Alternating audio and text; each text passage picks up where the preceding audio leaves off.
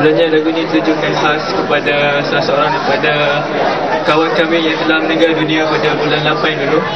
Jadi kami tujukan lagu ini khas kepada sahabat kami bekas bendahari Helwa MSG yang telah meninggal dunia semalangan di Minnesota pada bulan 8 dulu.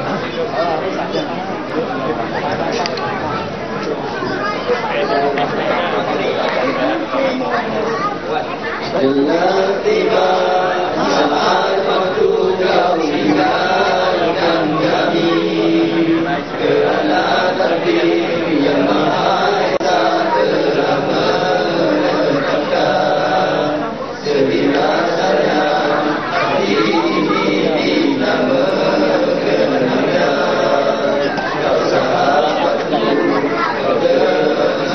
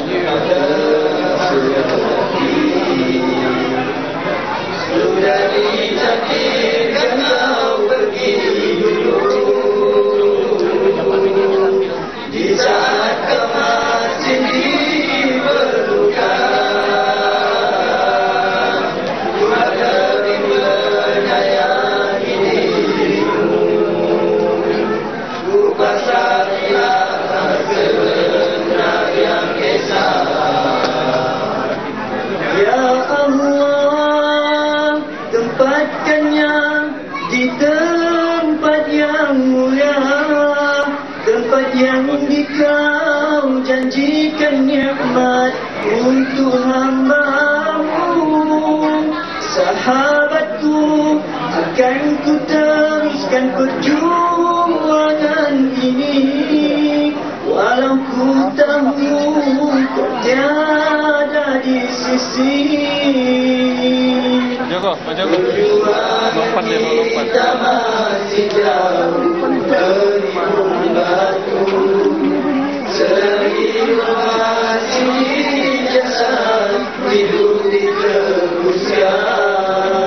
Sedih rasa hati ini mengenangkan kau, bagai semalam kau bersama kami. Moga amanlah dan bahagia di kau di sana. Setangkai doa juga Fatihah terus ku kirimkan. Moga di sana kau bersama para salihin. Kau sahabatku, kau teman sejati. Telah tiba saat waktu kau tinggalkan kami, kerana takdir yang Maha Esa telah menetapkan. Sedih rasanya hati ini bila mengenangkan kau sahabatku, teman sejati. Assalamualaikum warahmatullahi wabarakatuh.